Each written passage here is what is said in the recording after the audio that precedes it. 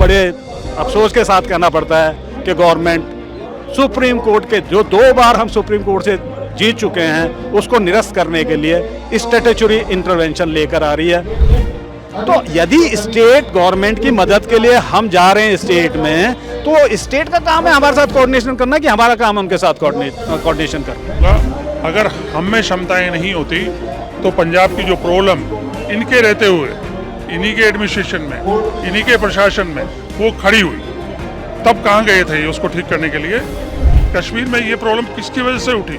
Again वही IPS lobby और जो दूसरी लॉबी है वही तो वहाँ काम कर रही थी, हम तो थे ही नहीं वहाँ पे। जब प्रॉब्लम इनके हाथों से बाहर निकल गई, क्योंकि ये काम अब कितना करना चाहते हैं कितना करना नहीं चाहते हैं उनके ऊपर है, लेकिन अल्टीमेटली 89 में सीआरपीएफ को, बाद में बीएसएफ को और आईटीबीपी को एंटर किया गया और हमने तकरीबन 6800 के आसपास हमने बलिदान दिए हैं। इनमें से एक भी आईपीएस नहीं है, क्योंकि ये आते हैं 2 साल के लिए 3 साल के लिए आते हैं, अपने इनको कुछ समझ नहीं होता है, अपना घर बार को देखने के लिए, अपने बच्चों की पढ़ाई देखने के लिए दिल्ली में पोस्टिंग लेते हैं, अच्छी अच्छी जगह पोस्टिंग ले लेते हैं, केवल और कोई पर्पज़ नहीं है। और शायद पॉलिटिकल मास्टर्स भी इनको खुश रखना चाहते हैं, उनकी अपनी वीकनेसेस होगी जो आपस में ही है दूसरों से करते हैं। तो निश्चित रूप से शुरू से ही पैरामिलिट्री फोर्सेज जितनी भी है, चाहे आईटीबीपी, बीएसएफ, सीआरपीएफ, सभी ये दबी हुई रही है। इनका जो कैडर है अपना वो दबा हुआ रहा है, क्योंकि बॉसेस दूसरे हैं, उनकी सुनी ही नहीं जाती। हमारा एक भी जनरल हमारे साथ नहीं है, वो तो हमारे अगेंस्ट है, वो तो हमारे इंटरेस्ट के अगेंस्ट काम करते हैं, तो कैसे हमारे साथ होगा? तो हमारी जो भी मांगे हैं वो पूरी नहीं हो सकती इनके रहते हुए। अगर हमें हमारा कैडर को पनपाना है, बढ़ाना है, तो इनको ऊपर से हटाना पड़ेगा और हम इस चीज़ के लिए सक्षम है, इसमें कोई शक नहीं है। पंजाब में आतंकवाद आया, क्या सीएपीएफ थी वहाँ? कौन था? इन्हीं के पास थी जो आप नाम ले रहे हैं। कश्मीर में आतंकवाद आया, कौन था वहाँ? सीएपीएफ थी? नहीं। नक्सलवाद शुरू हुआ, कौन था वहाँ? तो ये जो गलतफहमी फैलाई जा रही है कि साहब एडमिनिस्ट्रेटिव पावर अच्छी होती है, तो फिर ले जाओ ना आर्मी में भी। जैसे अंग्रेज कहते थे ना, Indians and dogs are not allowed, उसी तरह सीएपीएफ के साथ ये व्यवहार करने वाले हैं। ये इसलिए अधिकार नहीं मिल पाए क्योंकि जो इनकी लीडरशिप है, टॉप लीडरशिप, जो हमारा पॉइंट प्रोजेक्ट करने वाले हैं इन मिनिस्ट्रीज में, वो सारे इम्पोर्टेड लोग थे या पैरासूट से आए हुए लोग थे, तो वो हमारे हितों की बात कभी भी उन्होंने नहीं पहुंचाई। सरकार जो एक पर्टिकुलर लॉबी पर इतना भरोसा कर रही है, क्या हम लोग डिसिप्लिन नहीं है? सीआरपीएफ के लोग शुरू से डिसिप्लिन है और डिसिप्लिन में ही रहते हैं। सरकार का कहना जो भी कहती है हम हमेशा उसको कंप्लाई करते हैं। एक छोटे से ग्रुप को आपको खुश करने के लिए आप 5-6 फोर्सेस की आप डिमोरलाइज कर रहे हैं और उनको उनका जो हक अधिकार है वो नहीं दे रहे हैं। कमांडर लेवल पर आईपीएस को भर्ती कीजिए, फिर आप देखेंगे कि आपका कैसा है। शहादत देने में सीआरपीएफ ऑफिसर्स की कितने ज़्यादा है, सीआरपीएफ के जवान और सीआरपीएफ के ऑफिसर्स, उनकी शहादत ज़्यादा है। एक आप आईपीएस अधिकारी को बता दीजिए जिन्होंने देश के लिए शहादत दी हो, मुझे नहीं लगता। जब हमारे यहाँ एक साधारण आदमी प्रधानमंत्री बन सकता है, तो सीएपीएफ का, सीआरपी, बीएसएफ, आईटीबीपी का एक जो अधिकारी है वो डीजी क्यों नहीं बन सकता? आपका पद वहाँ सुरक्षित है और यहाँ जो सीएपीएफ वैसे ही बॉटल नेक है, जिसको प्रमोशन नहीं हो रहे, उनके उस पर पदों पर आकर और आप कब्जा कर लेते हो। आज का दिन भारत की राजनीति और अर्धसैनिक बल दोनों के लिए बहुत महत्वपूर्ण है, क्योंकि आज संसद में गृह मंत्री Amit Shah CAPF general administration bill 2026 लेकर आ रहे हैं और इस बिल को लेकर विवाद खड़ा हो गया है। आपको बता दें 2025 में सुप्रीम कोर्ट ने एक फैसला दिया था, जिस फैसले में ये कहा गया था कि सरकार को तमाम अर्धसैनिक बलों में आईपीएस डेपुटेशन को कम करने के कदम उठाने चाहिए, आईपीएस डेपुटेशन को कम करना चाहिए और जो तमाम बड़े रैंक पर अधिकारी हैं वो सीएपीएफ या अर्धसैनिक बलों के ही होने चाहिए जो प्रमोशन के थ्रू उस रैंक तक पहुंचे। लेकिन इसके ठीक उलट सरकार इस फैसले को पलटते हुए ये सीएपीएफ जनरल एडमिनिस्ट्रेशन 2026 बिल लेकर आ रही है, जिसका उद्देश्य है तमाम हायर रैंक जैसे IG, ADG, DG, special DG, इन तमाम पदों पर आईपीएस डेपुटेशन को फॉर्मलाइज करना और उन्हें रिजर्वेशन देना। इस बिल के तहत आईजी पोस्ट पर 50% रिजर्वेशन आईपीएस अधिकारियों के लिए होगा, वहीं एडीजी के लिए 67% आरक्षण आईपीएस अधिकारियों के लिए होगा और तमाम यानी स्पेशल डीजी और डीजी के तमाम पोस्ट सिर्फ आईपीएस अधिकारियों के लिए रिजर्व रहेंगे। सरकार का इसके पीछे तर्क है कि बेहतर कोऑर्डिनेशन होगा स्टेट और सेंटर के बीच में वहीं तमाम जो अर्धसैनिक बल हैं, जो रिटायर्ड अफसर हैं, जो रिटायर्ड जवान हैं, उनके परिवारजन मौजूद हैं इस वक्त यहाँ पर इस प्रोटेस्ट में। उनका ये कहना है कि ये कहीं ना कहीं सीएपीएफ के सुरक्षा बलों, जवानों के हक के खिलाफ है, उनके अधिकारों को छीनने का काम करती है और ये असंवैधानिक है और जिस तरीके से सुप्रीम कोर्ट के फैसले को पलटा गया है वो बेहद गलत है। इसी को लेकर आज जंतर मंतर पर x welfare association paramilitary forces के इस वक्त यहाँ पे मौजूद हैं, वो अपना धरना प्रदर्शन कर रहे हैं और आज ही संसद में अमित शाह ये बिल पेश करने वाले हैं। अब हम यहाँ पर इसलिए मौजूद हैं क्योंकि हम यहाँ पे जो तमाम पूर्व अर्धसैनिक बलों के जवान हैं उनसे बातचीत कर उनकी समस्या को, उनके मुद्दे को जानने की कोशिश करेंगे। इसीलिए डीएच की तरफ से मैं प्रमोद तिवारी इस वक्त मौजूद हूँ जंतर मंतर पे। आइए उनसे बातचीत कर उनके हक, उनकी राय जानने की कोशिश करते हैं, उनके मुद्दे जानने की कोशिश करते हैं और आखिर क्यों वो जवान जो कभी सरहदों पर खड़े होकर देश की सुरक्षा करते थे आज मजबूर हो गए हैं सड़क पर उतर के अपने अधिकारों की रक्षा करने के लिए। हमारे साथ इस वक्त बीएसएफ के एक बहुत ही डेकोरेटेड पूर्व ऑफिसर यहाँ पे मौजूद हैं, हम उनसे बात करेंगे। सर बहुत बहुत शुक्रिया हमसे बात करने के लिए। सर सबसे पहले तो आप अपना परिचय दीजिएगा और आज जो क्या ऐसी मजबूरी हो गई कि जो सरहदों की सुरक्षा करते थे आज वो अपने अधिकारों की रक्षा के लिए सड़कों पर हैं? जी, पहले तो मैं आपका बहुत बहुत धन्यवाद करना चाहूँगा द एज का कि उन्होंने ये मौका मुझे दिया। मेरा नाम है राकेश नेगी और तकरीबन 35 साल सर्विस करने के उपरांत बॉर्डर सिक्योरिटी फोर्स में पद से सेवानिवृत्त हुआ हूँ 2023 में। यहाँ पर जो हम लोग यहाँ पर एकत्रित हुए हैं, मैं भी अपनी सॉलिडेरिटी प्रस्तुत करने के लिए यहाँ पर इन वेटरन्स के साथ में यहाँ पर आया हूँ। अभी मेरा निवास स्थान देहरादून है, मैं देहरादून से चल के अभी सुबह पहुँचा हूँ यहाँ पर और यहाँ पर शामिल हुआ हूँ। देखिए, ये जैसे सभी यहाँ पे वेटरन्स बता रहे हैं, ये हमारे हक की लड़ाई है। ये लड़ाई 1986 से बॉर्डर सिक्योरिटी फोर्स को डीओपीटी के मोनोग्राम के हिसाब से ऑर्गेनाइज ग्रुप ए सर्विसेज माना गया है।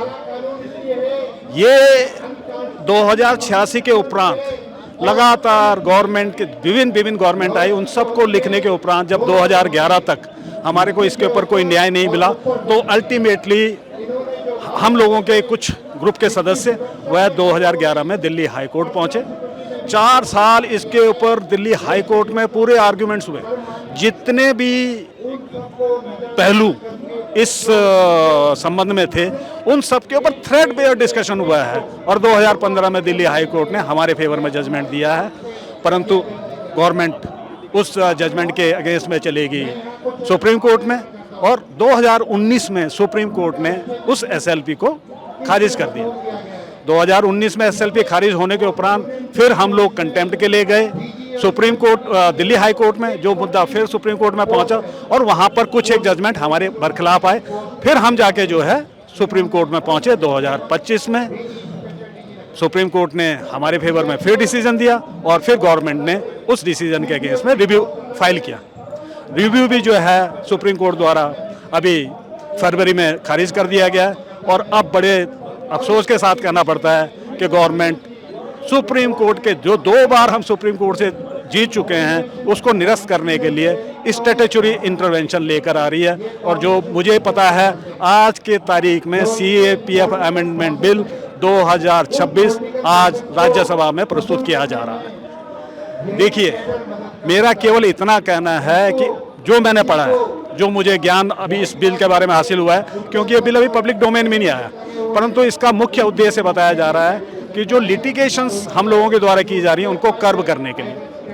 तो यहाँ पर मैं केवल इतना कहूँगा, जिस ऑर्गेनाइजेशन में ग्रीवियंस रिड्रेसल का जो मैकेनिज्म है अगर जो उपयुक्त नहीं है, सॉलिड नहीं है, तो इस प्रकार के लिटिगेशन होंगे।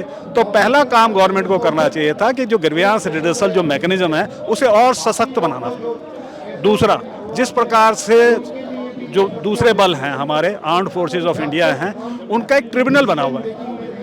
आप ट्रिब्यूनल बनाइए। हम लोग जो है ना किसी भी कोर्ट को अप्रोच नहीं करेंगे, हम ट्रिब्यूनल में अगर जो हमारे को न्याय मिल जाता है हमारे को उससे ऊपर आने की जरूरत ही नहीं है। तीसरा मुद्दा, इस बारे में मैं ये कहना चाहता हूँ कि एक जो रूल्स होते हैं, रूल्स को 2 तरह से इंटरप्रेट किया जा सकता है, एक ऑर्गेनाइजेशन के फेवर में, एक इंडिविजुअल के फेवर, एक कर्मचारी के फेवर में। और ये कहा जाता है, ये नेचुरल प्रिंसिपल है कि रूल्स को जहाँ तक हो सके कर्मचारी के फेवर में इंटरप्रेट करना चाहिए। एक इंडिविजुअल, मेरे को हो सकता है मैंने परसीव कर लिया हो, मेरे साथ अन्याय ना हुआ हो, पर मैंने परसीव कर लिया कि रूल्स को मेरे अगेंस्ट में इंटरप्रेट किया जा रहा है और मैंने जो है सर्विस मैटर किसी कोर्ट में दाखिल कर दिया। परंतु ये जो मुद्दे थे 2011 में, 2019 में, ये ग्रुप ऑफ मेंबर्स के द्वारा ये जो है फाइल जो है उस सूट फाइल किए गए थे दिल्ली हाई कोर्ट में और सुप्रीम कोर्ट में। तो मेरा कहने का मतलब ये है कि जब इतने सारे सदस्य मिलकर एक साथ किसी चीज के लिए अगर जो जा रहे हैं तो सारे गलत नहीं हो सकते। उसके बाद जितने भी मुद्दे हैं उन सब के ऊपर पूरा डिस्कशन हो चुका है हाई कोर्ट में, सुप्रीम कोर्ट में। दोबारा आपकी कोऑर्डिनेशन नहीं होता। कोऑर्डिनेशन करने के लिए आईपीएस की जरूरत होती है स्टेट के साथ जो है कोऑर्डिनेशन करने के लिए। मेरा कहना यह है कि यदि मेरा परिवार है, स्टेट एक परिवार है, उस परिवार में सदस्यों के बीच में आपस में झगड़े हो रहे हैं, कहीं नक्सलिज्म है, कहीं पर जो है टेररिज्म है, कहीं पर सेक्सेशनिज्म है, तो उस मुद्दों को सुलझाने के लिए, क्योंकि आपसे सुलझ नहीं रहे, तो आपने बाहर से, मान लिया जाए मेरे परिवार में 4 बच्चे हैं और 4 बच्चों के बीच में नहीं बन रही है, मैं किसी बाहर से किसी काउंसलर को बुलाता हूं, तो मैं ये थोड़ी ना बोलता हूं काउंसलर को कि भाई कोऑर्डिनेशन करना हो तुम्हारा काम है, कैसे तुमने मेरे घर पहुंचना है, कैसे आना है, क्या करना है, मेरा कोई वो नहीं है, आप आइए मेरे घर में और मेरा जो है मुद्दे सुलझा कर जाइए। तो यदि स्टेट गवर्नमेंट की मदद के लिए हम जा रहे हैं स्टेट में, तो स्टेट का काम है हमारे साथ कोऑर्डिनेशन करना कि हमारा काम है उनके साथ कोऑर्डिनेशन करना। हमारे साथ इस वक्त बीएसएफ के पूर्व आईजी राठौर साहब मौजूद हैं, हम इनसे बातचीत करेंगे। सर, आज जो ये प्रदर्शन हो रहे हैं, जो भी आईपीएस डेपुटेशन के खिलाफ आप लोग यहाँ सड़कों पे उतरे हैं, सर उसकी मेन वजह क्या है? क्योंकि सरकार की तरफ से लगातार ये कहा जा रहा है कि आईपीएस डेपुटेशन इसलिए ज़रूरी है ताकि स्टेट और सेंटर के बीच में एक बेहतर कोऑर्डिनेशन हो, और चूंकि आईपीएस के पास एडमिनिस्ट्रेटिव एक्सपीरियंस होता है तो एडमिनिस्ट्रेशन जो है वो बेहतर हो जाएगा, इसलिए ये ज़रूरी है। आपको क्या लगता है? जो आपने पूछा, हम यहाँ पे एकत्र हुए हैं। आज राज्यसभा में एक बिल पेश किया जा रहा है जो कि सुप्रीम कोर्ट का सीएपीएफ के पक्ष में आने के बाद उस सुप्रीम कोर्ट के फैसले को नल एंड वॉइड करने का एक प्रयास है। ये हमारी लड़ाई 2011 से शुरू हुई, 2019 में हम फिर सुप्रीम कोर्ट से जीते, फिर हम 2025 में सुप्रीम कोर्ट से जीते, और फिर हम गए कंटेम्प्ट में। तो कंटेम्प्ट के बाद एक दफ़ा तो कहा गया कि हम आपके साथ हैं और हम आपको देंगे, आपका ड्यू है, लेकिन फिर इन्होंने स्टैट्यूटरी प्रोविज़न का इन्होंने चलवा दिया और आज ये शायद राज्यसभा में पेश हो रहा है। हम किसी के अगेंस्ट नहीं हैं, पहला तो आपको एक क्लियर करना चाहते हैं, हम किसी के अगेंस्ट नहीं हैं, हम अपना अधिकार मांग रहे हैं और हमें किसी का अधिकार छीनना नहीं है। लेकिन आप देखते हैं कि कोस्ट गार्ड जो कि हमसे बहुत बाद में रेज की गई, आज उसी का ऑफिसर उसका डीजी बना है। आसाम राइफल आज आर्मी का ऑफिसर बना हुआ है, वहाँ पे आईपीएस नहीं है, वहाँ पे कोऑर्डिनेशन, क्योंकि कोस्ट गार्ड का काम और आसाम राइफल का काम सिमिलर वर्क है हमारे। अगर वहाँ कोऑर्डिनेशन की कोई दिक्कत नहीं है तो आईटीबीपी, बीएसएफ, सीआरपीएफ और सीआईएसएफ के साथ कैसे कोऑर्डिनेशन की प्रॉब्लम हो सकती है?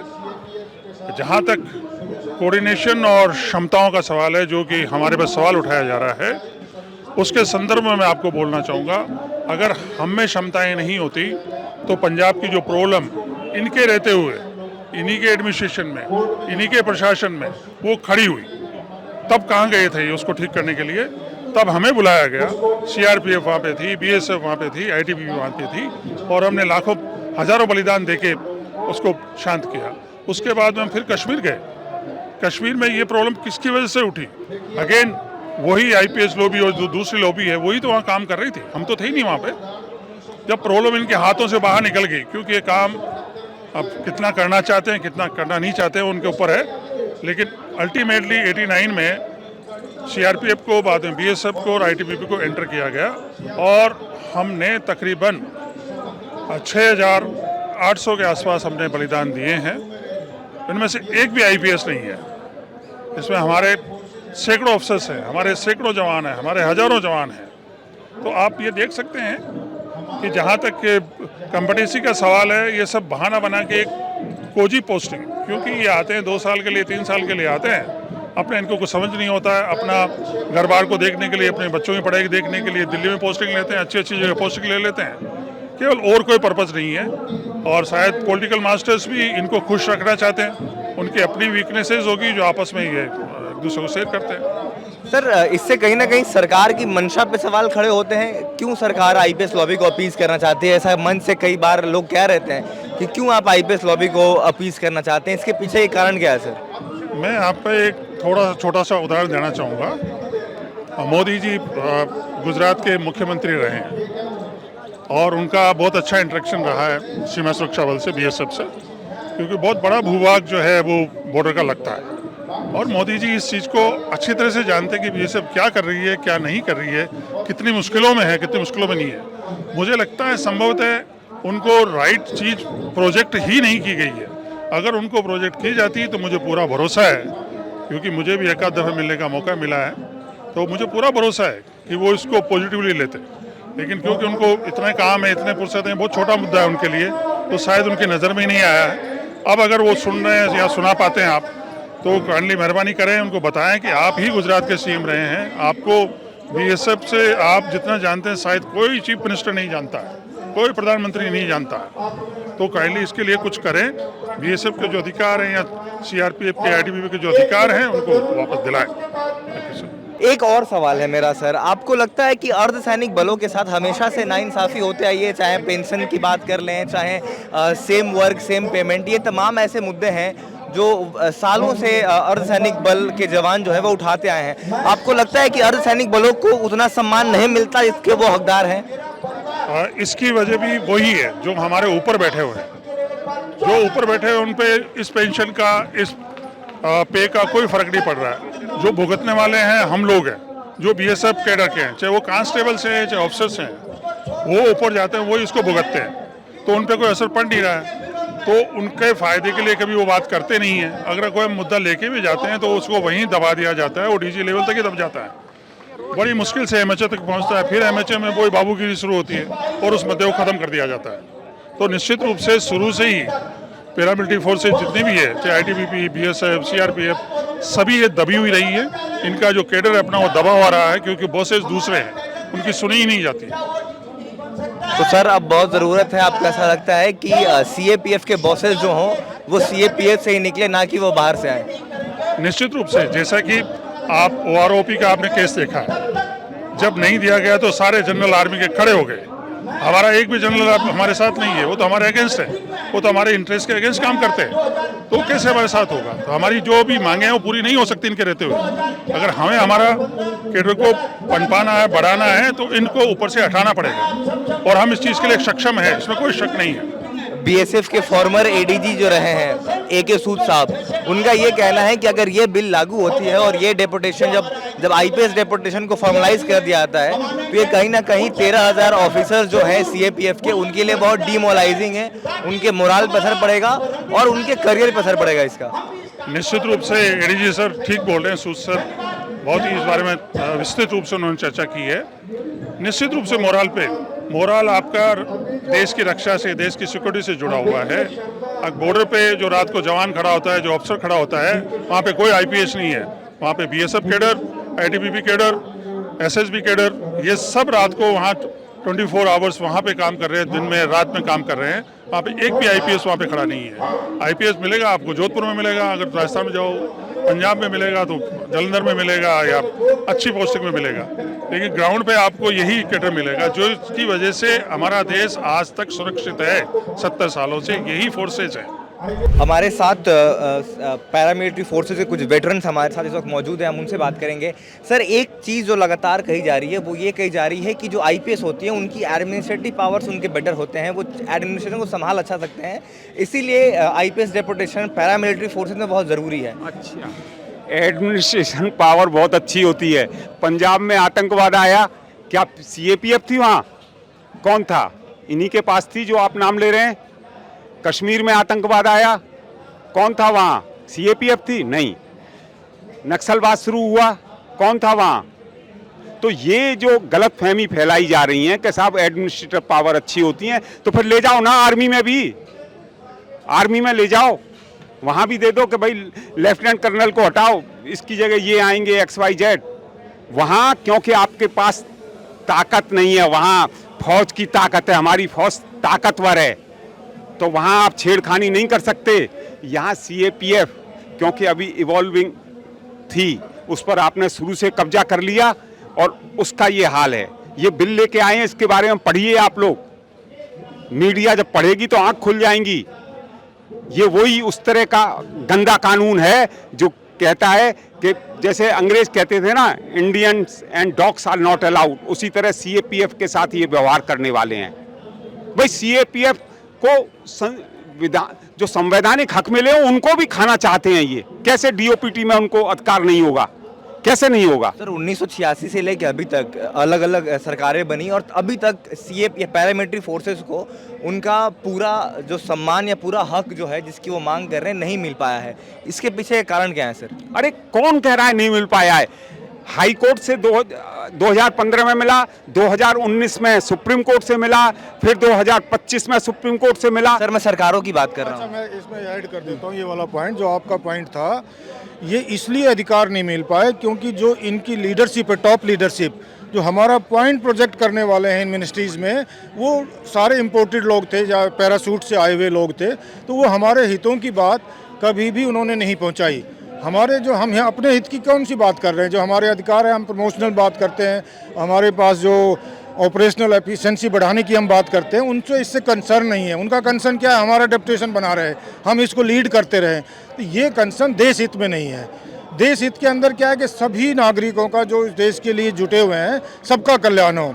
तो सरकार में चूंकि हमारी आवाज़ डायरेक्ट नहीं है, इस वजह से हमारा ये आज तक भला नहीं हुआ। कोर्ट में सारी सुनवाई होती है लीगल तरीके से, सारे डॉक्यूमेंट्स को देखते हैं, सारी चीज़ों को देखते हैं, इसलिए कोर्ट ने हमारे फेवर में डिसीजन दे दिया है और सरकार को इसके खिलाफ जाने की ज़रूरत ही नहीं है। वो ज़रूरत क्यों महसूस हो रही है? क्योंकि एक पर्टिकुलर सेट ऑफ पीपल, वो उनकी आवाज़ बने हुए हैं, उनकी आईज है, उनके ईयर्स हैं, इस वजह से वहाँ पर उनकी सुनवाई हो रही है। सर आप कुछ कह रहे थे? हाँ, मेरा ये कहना है कि सरकार जो एक पर्टिकुलर लॉबी पर इतना भरोसा कर रही है, क्या हम लोग डिसिप्लिन नहीं हैं? सीआरपीएफ के लोग शुरू से डिसिप्लिन हैं और डिसिप्लिन में ही रहते हैं। सरकार का कहना जो भी कहती है हम हमेशा उसको कंप्लाई करते हैं। एक छोटे से ग्रुप को आपको खुश करने के लिए आप 5-6 फोर्सेस की आप डिमोरलाइज कर रहे हैं और उनको उनका जो हक अधिकार है वो नहीं दे रहे हैं। सुप्रीम कोर्ट अगर कोई किसी भी केस में फैसला देता है तो वो ऐसे नहीं देता, दोनों पार्टियों को सुनकर देता है, सारे प्रोज एंड कॉन्स को करने के बाद देता है और उसकी बात आप नहीं मान रहे हैं। उसके लिए एक ऐसा कानून लेके आ रहे हैं जो कि पूरे गुलामी पर मजबूर हो जाएगा सीआरपीएफ का अफसर, सीआरपीएफ का जवान। और सीआरपीएफ की जो अभी प्रेजेंट लीडरशिप है, जो सीआरपीएफ का अफसर जो लीडरशिप कर सकते हैं, वो जवान को जब से at the time of appointment से लेकर अभी तक सब जानते हैं इसको। ऐसा नहीं है कि आप सिर्फ डीआईजी लेवल या आईजी लेवल पर जानते हैं। दूसरा, अगर एडमिनिस्ट्रेशन की बात है तो अगर एडमिनिस्ट्रेशन करना है तो डीआईजी लेवल पर क्या अच्छा एडमिनिस्ट्रेशन होगा? आप आइए ना, कंपनी कमांडर लेवल पर आइए, कमांडर लेवल पर आईपीएस को भर्ती कीजिए, फिर आप देखेंगे कि आपका कैसा है। शहादत देने में सीआरपीएफ ऑफिसर्स की कितने ज़्यादा है? सीआरपीएफ के जवान और सीआरपीएफ के ऑफिसर्स, उनकी शहादत ज़्यादा है। एक आप आईपीएस अधिकारी को बता दीजिए जिन्होंने देश के लिए शहादत दी हो, मुझे नहीं लगता। सर इन दिनों ना एक डिबेट चल रही है और वो डिबेट ये है कि आधा एक पक्ष है जो कह रहा है कि एक रिफॉर्म है, कि वेरी नीडेड एडमिनिस्ट्रेटिव रिफॉर्म है, क्योंकि जैसा मैंने कहा कि एडमिनिस्ट्रेशन का एक्सपीरियंस है। लेकिन वहीं दूसरा धड़ा जो है, और वो एक बहुत महत्वपूर्ण धड़ा है, उनका ये कहना है कि फील्ड एक्सपीरियंस का क्या? अगर बस्तर में कोई एंटी नक्सलिज्म कोई ऑपरेशन करना है तो जो पैरामिलिट्री के जवान वहाँ मौजूद हैं उनका जो फील्ड एक्सपीरियंस है वो ज़्यादा इम्पोर्टेंट है या किसी का एडमिनिस्ट्रेटिव एक्सपीरियंस वो ज़्यादा इम्पोर्टेंट है? यही तो हम कह रहे हैं कि भाई जो एक्सपीरियंस फील्ड का है उसको देखो। और दूसरी बात है कि वो भी भारत के, हम भी भारत के हैं। ये अंतर क्यों कर रहे हो आप? ये ऐसा क्यों कर रहे हो? यही तो हम कह रहे हैं। जब हमारे यहाँ एक साधारण आदमी प्रधानमंत्री बन सकता है तो सीएपीएफ का, सीआरपी, बीएसएफ, आईटीबीपी का एक जो अधिकारी है वो डीजी क्यों नहीं बन सकता?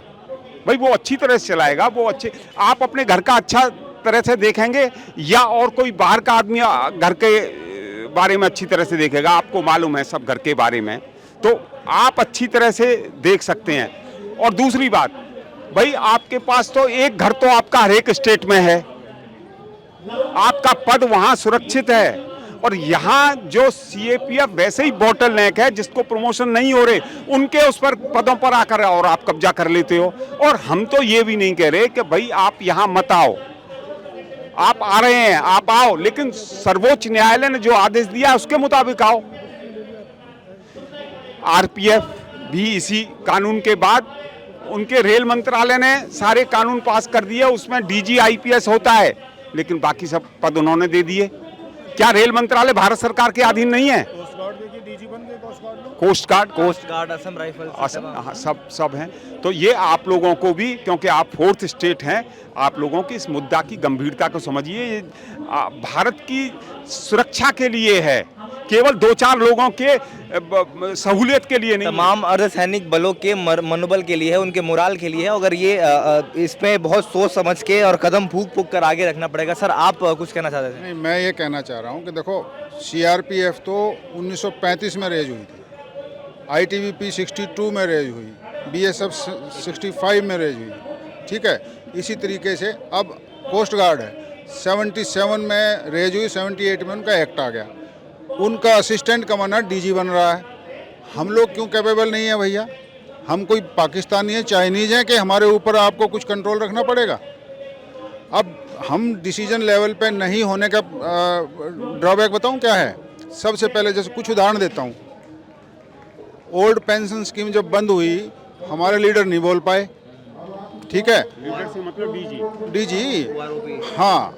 अब जब ये पहले क्या होता था, फौज की तरह सब पे कांस्टेबल, लांस नायक, नायक, हवलदार, वो स्टेप बाय स्टेप हर 5 साल में उसको पिति मिलती थी, उसका भी रुतबा बढ़ता था, गांव जाता था तो अच्छा लगता था, और उसको कमांड करने का मौका मिलता था।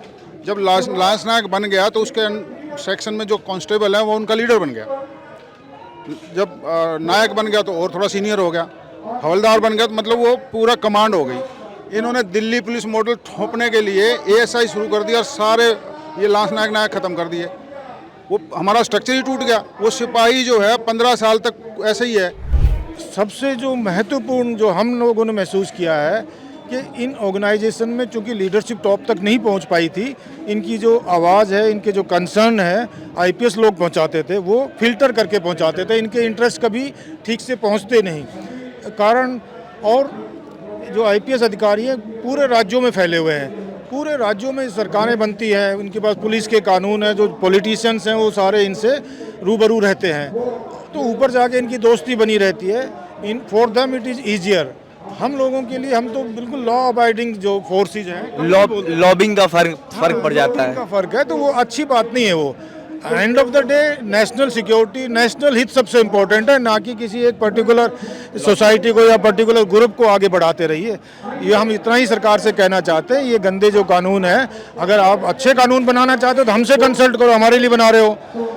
अगर आपको कानून की इतनी जो जिसके लिए कानून बन रहा है, कम से कम उनको एज ए स्टेक होल्डर लिया जाए, उनको कॉन्फिडेंस में लिया जाए, उनसे कॉन्फिडेंस में लिया जाए, यही मेरा इसमें। बहुत शुक्रिया सर हमसे बात करने के लिए। तो ये सुना आपने तमाम वेटरन्स की जो आज मजबूर हुए हैं यहाँ जंतर मंतर पर उतर कर धरना देने के लिए। उनकी अपनी मांगे हैं, उनका ये कहना है कि हम कैपेबल नहीं है, हमारे प्रमोशन रुके हुए हैं, हमारी मांगे फिल्टर होके ऊपर तक जाती हैं, हमारे पास अपना कोई हमारा जो स्ट्रक्चर है वो तोड़ दिया गया है। इनकी कई मांगे आपने सुनी, इन्होंने अपने अपने दर्द को छलकाया। और ये वो वेटरन्स हैं जिन्होंने 30-30, 35-35 साल इस देश के लिए सर्विस, इस देश को अपना सर्विस दिया है, इस देश की आंतरिक सुरक्षा के लिए, इस देश की सुरक्षा के लिए सरहदों से लेकर तमाम शहरों तक उपस्थित रहे हैं, कई ऑपरेशंस किए हैं। तो ऐसे में बहुत ज़रूरी हो जाता है कि सरकार जो है अगर कुछ नया नियम लेकर आ रही है तो नियम लाने से पहले इन तमाम वेटरन्स, तमाम स्टेक होल्डर्स, तमाम अर्धसैनिक बलों के नुमाइंदों से बातचीत करे, उन्हें कॉन्फ्रेंस में ले और उनके जो सुझाव हैं उनको शामिल करे और तब कोई नया कदम उठाए। बहरहाल फिलहाल यहाँ पे धरना इस वक्त चल रहा है। राज्यसभा 2 बजे तक स्थगित कर दी गई है शायद, लेकिन आज ही राज्यसभा में गृह मंत्री अमित शाह ये सीएपीएफ जनरल एडमिनिस्ट्रेशन बिल पेश करने वाले हैं। अब देखना दिलचस्प होगा कि चीज़ें आगे कैसे बढ़ती हैं। हम उम्मीद करते हैं कि जो भी फैसला लिया जाए दोनों पक्ष से वो देश हित में हो, देश के बेहतरी के लिए हो, तमाम अर्धसैनिक बलों और सभी समुदायों, सभी ग्रुप, सभी लॉबीज के और सबसे ऊपर देश हित में हो, राष्ट्र हित में हो। उसके अलावा डीएच में हम हमेशा ये कोशिश करते हैं कि हम हमेशा ज़मीन पे उतर के कंसर्न लोगों की राय आप तक लेकर आएँ, उनके मुद्दे, उनकी आवाज़ आप तक लेकर आएँ, उनकी आवाज़ बने। अगर आपको हमारा काम अच्छा लगता हो तो हमारे चैनल के साथ जुड़े रहें। फिलहाल इस रिपोर्ट में इतना ही। वीडियो जर्नलिस्ट रतिकांत के साथ मैं प्रमोद तिवारी, जंतर मंतर दिल्ली, डीएच।